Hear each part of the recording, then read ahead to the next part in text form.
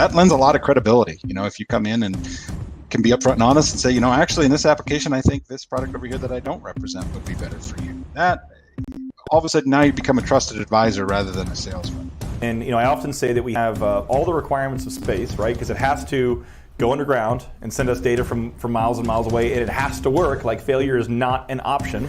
We'll put on, a standard mule shoe. Ours is slightly different just for that, but it's, everybody's got one. The top drive and the drawworks really don't care whether the electrons coming at it are from a joystick or a PLC. The panel, what you see here on the left, which is now controlled by one of my students, is showing you actually the control of our brakes. As of now, geothermal is a pretty small market.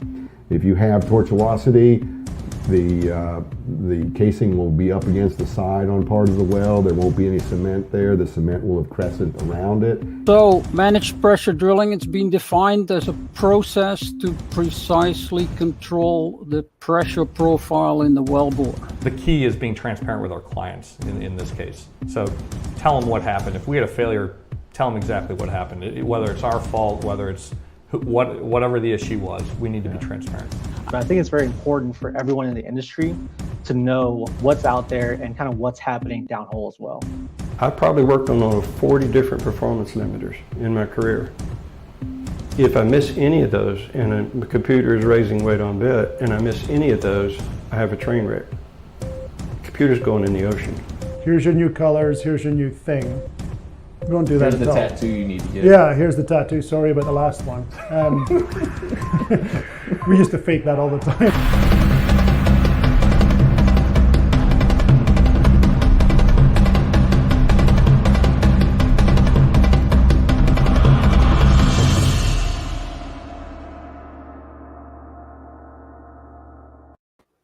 Hello, everybody, and welcome to the Vidor Locksmith Show. I'm getting the name wrong, and I'm the host. Welcome to the Vidor Locksmith Show. I'm your host, David Gibson. So excited to have you all here with me on this beautiful Friday morning. Show where we're unlocking the secrets to success in the oil and gas industry. One interview, one technical presentation, and one technical screw-up at a time. Today's technical screw-up will probably be the internet. It's telling me right now that I have an unstable internet connection, and, well, we just got to deal with it. So there we go. Really excited about today's show. I apologize. It's been so long since I've been on the show. I've been busy doing some other things, and also doing the show is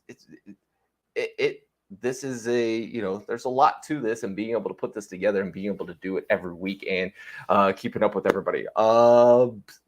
Normal things, please like, share, subscribe, do all the social media things that help do some of this stuff. Tag a friend, anybody who you're going to see at the Basin Burnout tomorrow. Tag a friend, let them know that you're going to the Basin Burnout. That's what we're talking about today. What are the other things that I need to ask y'all to do? Tell us where you're watching from. Give you guys a shout out here on the show. I have been doing live streaming, but I've been doing live streaming with SPE, and I want to give a huge shout out to the SPE live streaming team. Jason, Asha, Victoria, Dana, the whole crew there, and a special thanks to David Reed as well. They won a couple of awards. They won a video award yesterday, and then also a crystal award. I can't remember the exact name of it. I think it's something like that, for their live streaming. And so I don't know if anybody knows this, but I was the very first person in energy and oil and gas, or one of the first 50 people to be able to live stream on LinkedIn. And because of that, then SP looked out to me to be able to kind of help them with their live streaming stuff. And so I've been a part of that process since the beginning. I won't say that I'm a part of the team. I've just been there to be able to help. And so huge congratulations to the SPE live streaming team on winning those awards. They've done an absolutely phenomenal job with everything there. See tons of comments and everything coming in. Everybody coming in. Since the last time I was doing this, I once had a beard. So let's say hi to a handful of people here. Wow. Keith, who we used to do a Minute with Keith. He's obviously taken off and done absolutely amazing things with Tallybook Tuesday. So Keith, yes, it's been a while. Good friend Bob Godbolt, and somebody's calling me, right? Who is that? I don't know anybody in Montgomery, Alabama. Sorry. Bob Global. I vaguely remember someone named David Gibson. Yeah, me too. Duncan's watching from H-Town. Eric Allen joining it live. Thank you so much, Eric, for being here. Do appreciate it, sir. Andrea Switzer, who we used to do a minute with Andrea, and now she has obviously moved on and gotten a job. We gotten a new job since then as well, and doing amazing out there. Paul Moore from Vibration Technology, thanks for being here. Travis is going to be one of the judges. So if you want to win, it's tomorrow. If you want to win tomorrow, he's the person to pay off. And Paul says he's watching from Saudi. Awesome. We got 21 people watching. I'm happy to be able to see that. Brad Vincent, great client. Greetings from Drill Tech in the heart of academia. I don't know. I'm not good at reading. All right. And then Travis again. Thank you guys so much for being here. Really, really, really, really do appreciate it. This is absolutely amazing. All right.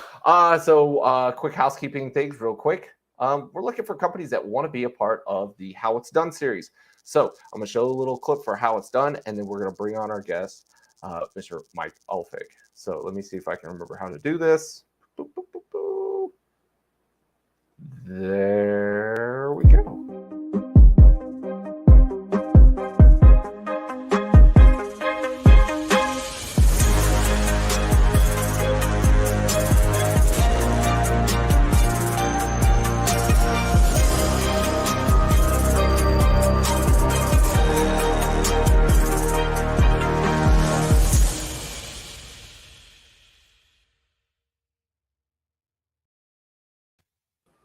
And that was that. That's the How It's Done series. If your company wants to be a part of that series, please reach out to me and let me know. We've got season 2 started.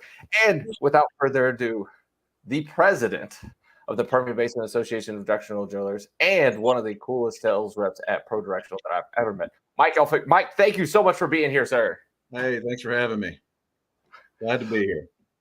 I am full of energy. I have not done this in a long time, so excuse me if everything goes crazy. So, hey, if anybody out there, if you guys got any questions for Mike about either directional drilling stuff and or about the Permian Basin Association directional drilling or the Basin Burnout, please throw them out there. We'll get everything answered and going. So somebody said videos are clear. Good. And then best intros on LinkedIn. Thank you. Appreciate that. Is David's face blurry as the rest? Okay. My face is just normally blurry. It's kind of like, what was that? Bigfoot. Just a large blurry creature running the countryside. So, Mike, tell us your quick background and how you got into oil and gas, and then we'll jump into all the other stuff. Yeah, great. So 10 years ago, I was actually just getting out of the pharmaceutical business. And, living in Midland, Texas, there's not much more than oil and gas out here. So I think I was the only guy out in Midland, Texas, not doing oil and gas. And so approached a bunch of friends of mine, guys that I respected, and said, hey, I'm thinking about getting in oil and gas sales. And they all told me to not do it. But I didn't go with the advice. So just through some circumstances, I was introduced to the guys over at Pro Directional, and we hit it off. And, that was 10 years ago. And here we are today. So I can't believe it's already been 10 years. It's been like it was yesterday. So, but it's been fun. We're having a good time out here. I'm gonna say what a 10 years to be in the industry. A couple ups and downs in there. Yeah, a very strong up, and then some up downs, a little bit of a roller coaster. What's funny is I was getting out of the pharmaceutical industry because it was too volatile. Imagine that. Right. That's the first time I've heard that is like somebody's like got out of an industry that was volatile to be able to get into oil and gas. And I can only imagine how that is. Might need to bring on some people from the pharmaceutical business to give us some ideas on how to do things in oil and gas. Then that's right. Theirs is more volatile. So obviously, so been in the industry for 10 years. How did you get into association with or how did PBADD get started? How did you get involved in that group? Yeah, so the short story on that is, soon after I started directional drilling sales, I was calling on what was back then Concho Resources and ran into a guy named Braxton Miner, who a lot of people know. Uh-oh. Oh yeah, and the infamous Braxton Miner. And he and I talked, developed a relationship, and kind of just started talking about some of the industry constraints as far as service companies and operators and how they get along. And there's really not an association out there that's trying to bring those two organizations together, bridge a gap, so to speak. And we kind of looked back and forth at whether we wanted to start one or try to take over and get in with another organization. And we looked at the IADD at that particular point in time with Jim Oberkirker, and we decided at that time we were just going to try to see if we could be the Permian Basin chapter. And so the first couple of years of this organization, we were the Permian Basin chapter of the IADD. And about 2016, we decided that maybe we want to kind of branch out on our own, and we did that in 2018 and become the Permian Basin Association of Directional Drilling. So we owe our start to Jim and those guys over at IADD, and we thank you guys for that. But since then, we've been going since 2018, and so 2022 now, 4 or 5 years now. Wow. So what has the main focus been here recently with PBADD and what y'all are trying to do now, kind of post-COVID? Because obviously during COVID, a lot of the association groups, IADD, IADC, SPE, Alphabet Soup have all kind of consolidated. Now everybody's kind of coming out with doing new stuff. What are you guys doing coming up here now that things are open back up? Yeah, so I mean, we took a hiatus during COVID. And but the goal for our organization is to hold once a quarter a technical forum. We just did a really successful bit forum last month, or actually earlier this month in May, and we're just trying to again bring those two sides of the spectrum together and provide new technologies or information on new technologies. We've done motor forums, we've done it all. Just a little bit something different from the AADEs and those guys. Again, we're not as frequent as some of those other guys. We're doing ours once a quarter. And then we're obviously doing this fundraising event, which is called the Basin Burnout. We'll get into that here in a minute, but that's taken on a life of its own. So, but yeah, that's kind of how it got going. And we'll have probably 2 more technical forums this year, and we're looking forward to those. Are you allowed to share what technical forums y'all might be doing later this year? We're taking suggestions. So if you guys out there on computer land want to chime in, we're always open for ideas.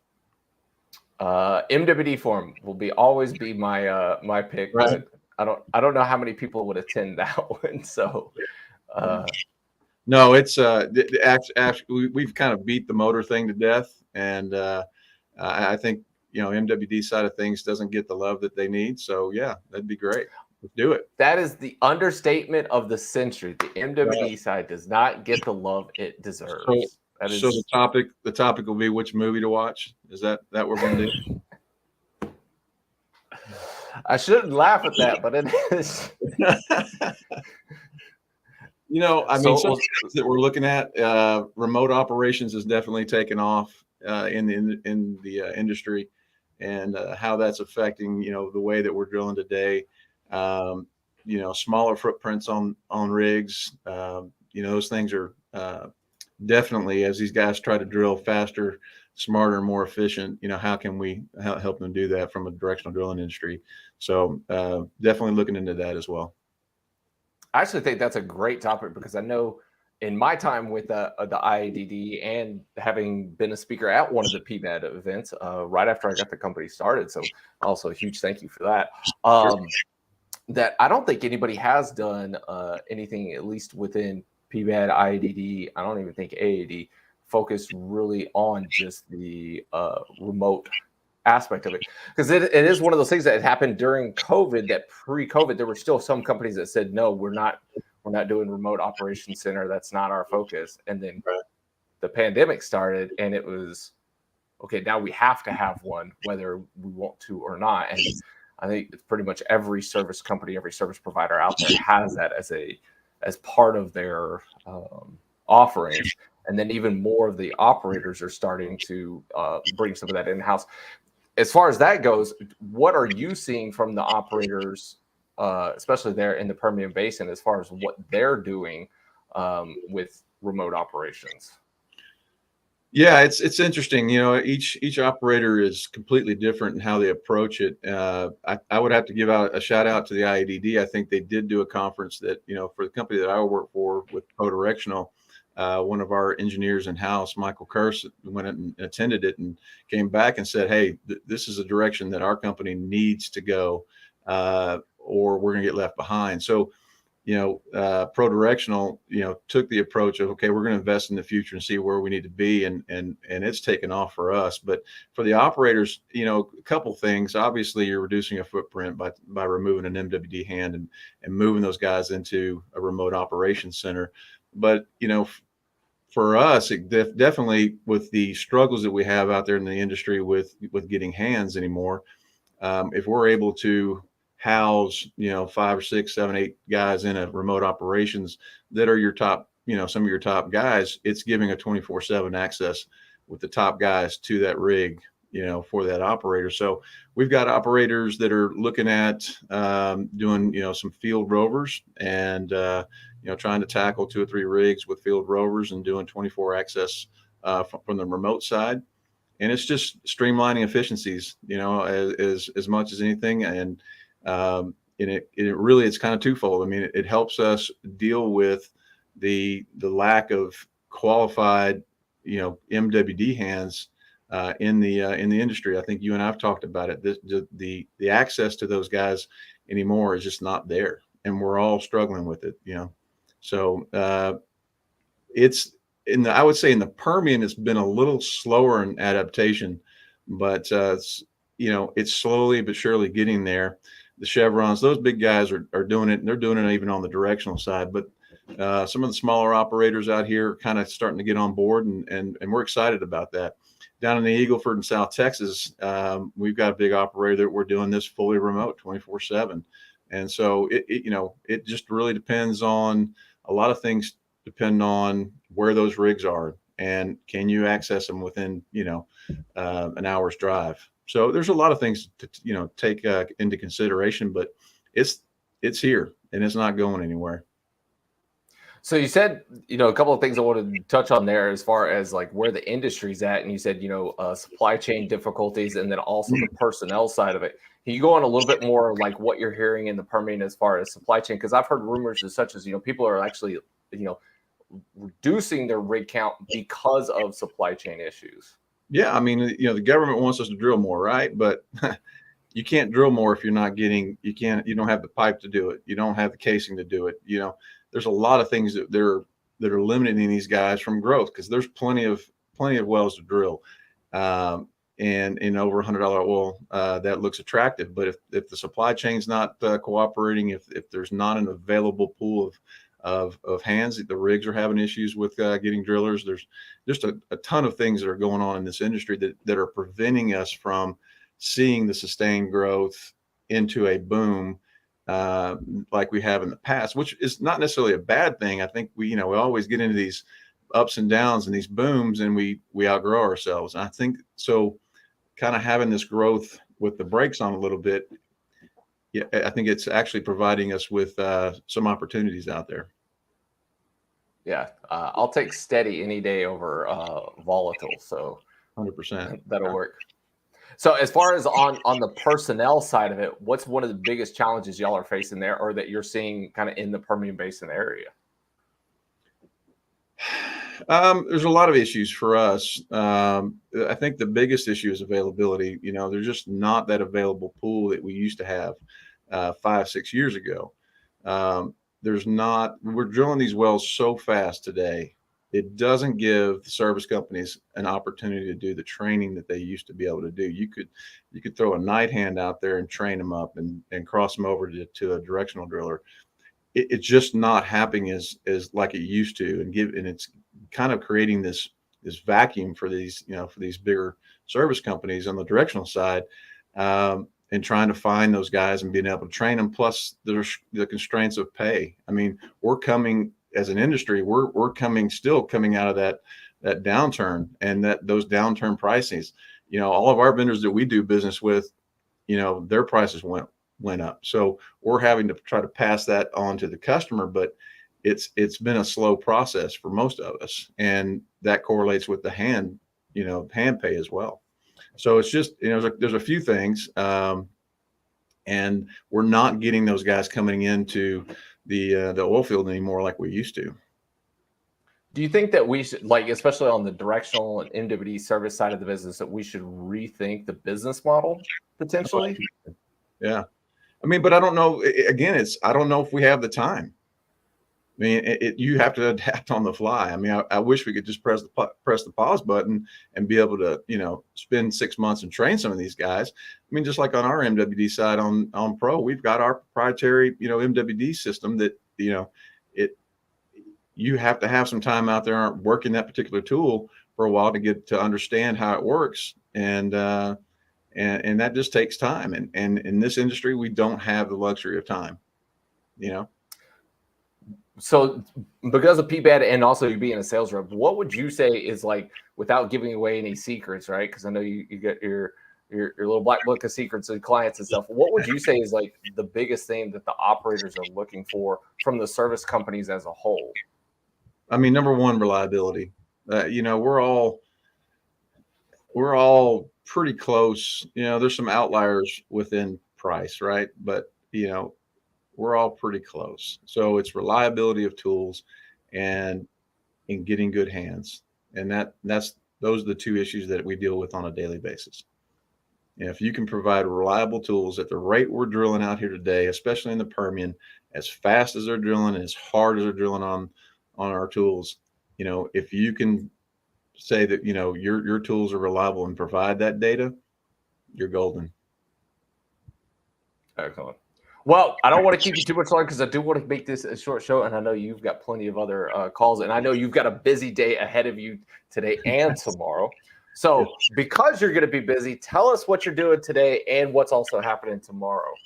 Great. So as president of the Permian Basin Association of Directional Drilling, we hold a fundraiser, 2-day fundraiser every year. Started back in 2014. It's called the Basin Burnout.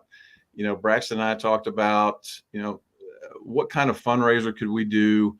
First of all, it gives us the funds to operate for the year, and not have to go, to all these sponsors every year to fund our events. But we also wanted to have a cause, and so we looked at what was going on. There's 1,000 clay shoots. There's 1,000 golf tournaments. What is not, what's family friendly and what's out there that's not out there that we could do. And we decided that a barbecue cook-off was right up our alley, right? So we're the directional drilling industry, and everybody knows that we love to cook, and we've got these big audacious pits, and we go out to the rig and we barbecue for the rig. So why not compete? And I think the first year we had, 15 to 20 guys competing, and it's grown since. And then about 2 years into it, we decided that we were going to have a Friday night event, the Friday night before the Saturday event, just to kind of have a thank you for the sponsors. Come taste some of the food that the guys are cooking, and thank you. And then we decided that, part of the fundraising at the Burnout was we had some auction items. So we brought some of those auction items over to the Friday night event, and it just blew up. And so it's turned into these two really huge events. So this Friday, which is today, we have what we're calling our Stars and Stripes soiree. You can tell I don't know what that means. I'm not sure what a soiree is, David, but I have several ladies on my committee that said that's classy. So I had to look it up. But it's our Stars and Stripes event tonight at the Petroleum Club downtown Midland. Good news, bad news. Good news is we're sold out. We're at capacity, and we've got a great headliner though. So for those of y'all that want to attend this next year, our headlining keynote speaker tonight's Bobby Henline. Bobby, I had a couple adult beverages with Bobby last night. Bobby's story is incredible. You need to look him up, but he and his unit were in a Humvee, hit an IED, and blew it up. He was the only survivor, but basically came out of there like a human torch. And he spent 3 years in recovery, and he's got just a great spirit about him. Got a great story. He came back. Always knew he kind of wanted to do comedy, and he's used that avenue as a way to kind of get through all of this. And his comedy tour is called Well Done. He's got a great sense of humor. He always makes fun of himself. And but he's going to be our keynote tonight. Then we got Chad Prather, who most of y'all know that just ran for governor. He's got he's a conservative talk show guy, and he's got a band called the Ragamuffins, and they're going to be there tonight as well. Auction, where we have live auction, silent auction. We got a great lineup. It's going to be a great event. Then tomorrow, the Basin Burnout. We got 30 cooking teams tomorrow out at a place called the Tailgate in Midland. Great new venue for us.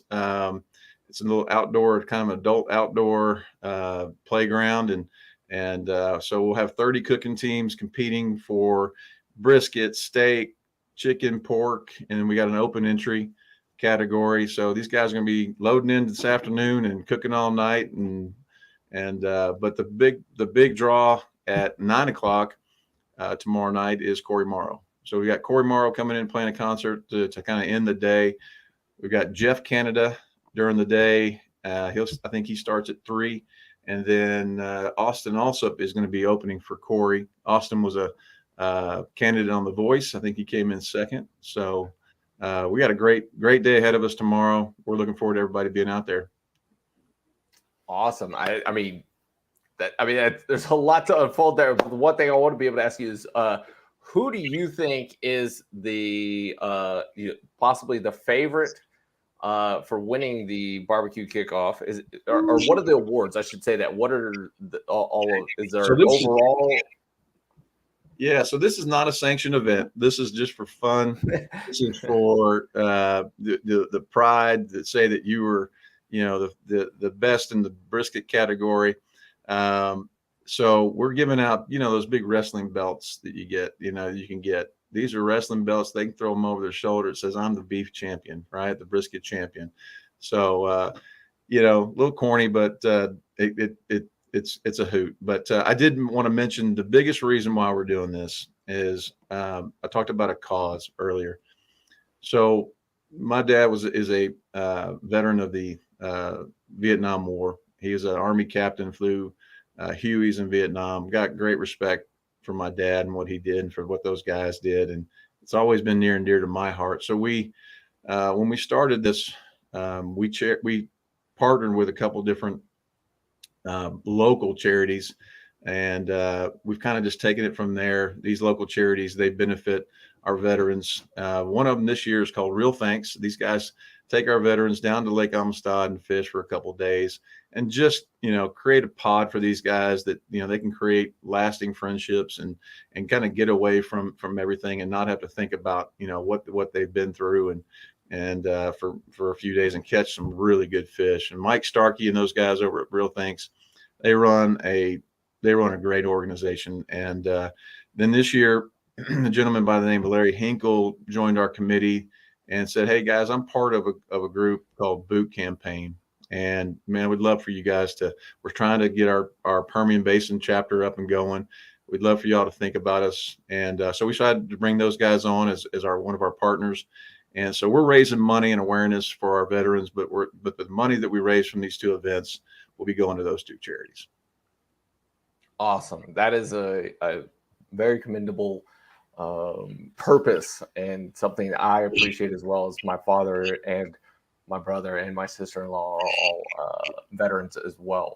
So, and obviously grandparents and stuff like that. So it's great to be able to hear that you guys are doing that. So, but I cannot, I'd be remiss if I didn't ask this. Who do you think is going to be the favorite for brisket? Is that like the top one to win? Is it the brisket? So, brisket, these guys get pretty personal about brisket, right? So you got guys going to be cooking all night And that's a good question, man. I really don't know. As I look, because we got some new guys this year that are coming in, and I think they got some secret weapons behind them. We've got some local meat companies that may have some things, say about that. We've got, just come out and see. I'm not going to give any of my secrets away on that, but our doors open at 11 tomorrow, and we will have some music on stage up until about 3 o'clock when Jeff Canada starts. Veterans do get in for free. And if you're looking for tickets, again, good news, bad news, we're sold out of the VIP area, but we have general admission tickets. You can go to basinburnout.com/tickets to get your tickets. I'm on the website right now. Yep. Two options. You can get an all-day pass, which gets you into the barbecue cook-off, and then you can stay for the Corey Morrow Austin Alsop concert, or you can just buy tickets for the concert. So, yeah, it's going to be a blast. It's going to be a long day, but we're looking forward to it. Here we go. I want to pull this up on there for the. Let's see if we can get it up on the screen. Oh, got to take this off. Brand. There we go. All right, so we've got, this is for the soiree tonight, right? Yeah, so go up to the Basin Burnout tab there, click on that, and it'll bring you up to the ticket selection. Yep, concert tickets. Oh, okay. But if you just go to basinburnout.com/tickets, it'll skip all the homepage stuff. But there's your links to the Basin Burnout Music Festival and Barbecue Cook-Off. And okay, there's nothing else below. Okay. I do want to be able to put all, where do we see sponsors? We want to give a shout out to the sponsors for obviously doing this.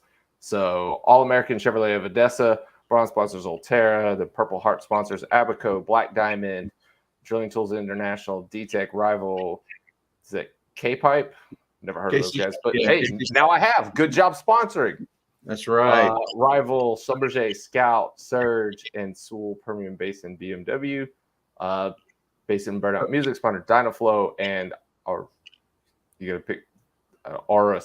Then Workrise, All American Chevrolet Midland, Newsco, Turnco, and then we've got Basin Burnout Fudges sponsor. Oh, there's Fudges? All right. Two Gringos, Chupacabra Midland Meat Company, Basin Burnout Beverage sponsors, Tomax, and what is that? ATC, Allstream Technical Consultants. Okay. And then we've got Endzone, Transtex, Kicks 99.1, Warren Cat. Man, y'all got a lot of sponsors for this thing. Well, we got two huge events. Yeah. So keep going, man. It's great. 1888 Industrial Services, Anadrill, the Bosworth Company, Frac Tank Rentals, Ibex, Phoenix, Quantum Energy Technologies, Russell Brittany Johnson, Torex. Then for table sponsors, 24/7 Welding, Bedrock Petroleum Consultants, Community National Bank, Frost, Great Western Drilling Company, GRE Energy Services, and PV Fluid. Then for sponsor, a veteran and a guest, AIM Directional, ATC again, ATC, way to go, step it up twice. Abalo Loco, Petrofit, and then Shiner Beers.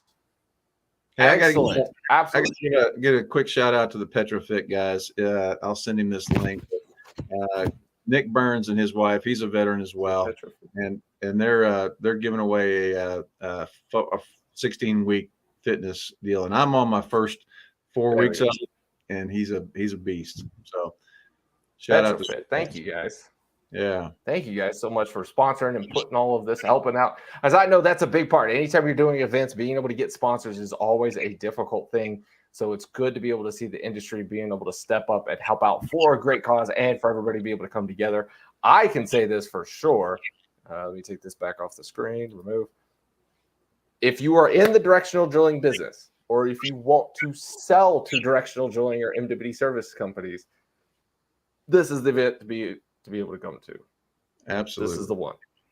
That's why you're going to be there, right, David? It's exactly right. I've got some reports to be selling and to be able to obviously support this great event. So you got to tell me, who's your favorite for winning brisket? I'm going to put you on the spot for this. Who do you think is going to take home the gold? Oh man, I can't give away, man. I can't give that away. I know. Then it looks like I'm playing. Can't give it away. That means it sounds like you've already made the decision. Like one of the sponsors has added a couple of more dollars into the. I'm the one tallying up the votes. So if I'm tallying up the votes and I say who's going to be favorite, that doesn't look good for me, man. Okay. Fair enough. Are you gonna? Who are the judges? Judge tomorrow. Am I going to judge? Yeah, you want to be a judge and taste some brisket? I would absolutely love to. All right, absolutely love to. And I'll be bringing my girlfriend with me, and her uncle owns a barbecue place up in Cloudcroft, New Mexico called Magix. He's always got like a 2 or 3 hour line. So like, if anybody really knows barbecue, it's this. Looks like he needs to be in that competition next year. I might be able to convince him to come down and be a part of it next year, and just run the tables on everybody. So yeah, and so real quick, a couple other things going on. So it is kid friendly. So we'll have some things for the kids to do out there. We got some bounce houses and face painting and slime and all that fun stuff. But the concert is 21 and up. So about 5:30, 6 o'clock, we'll announce the barbecue winners, and then we'll shut down for a few minutes and kind of get everything situated for the concert. So, come on out. If you need tickets, like I said, you can buy them at the online, but you can buy them at the gate as well. Awesome. Well, Mike, thank you so much for taking time to be here on the Vidor Locksmith Show and being the inspiration to be able to get me going and doing this show once again, because I know I need to do it, and it's a service to the industry that I should be providing to everybody. So for anybody that is still watching, the 16 people that we still got out there, if you guys want to see some more episodes, let me know. Let me know who you want me to be able to bring on the show. If you want just general interviews, or if you want some of the technical presentation stuff that we've done in the past. I guess judge spot for the burnout. So anyways, thank you guys all so much for being here, for watching. Please like, share, subscribe, tag a friend in the comment section. Stay tuned for potentially next week's show. And with that, let me find the button. It says close for live. As always, know your industry.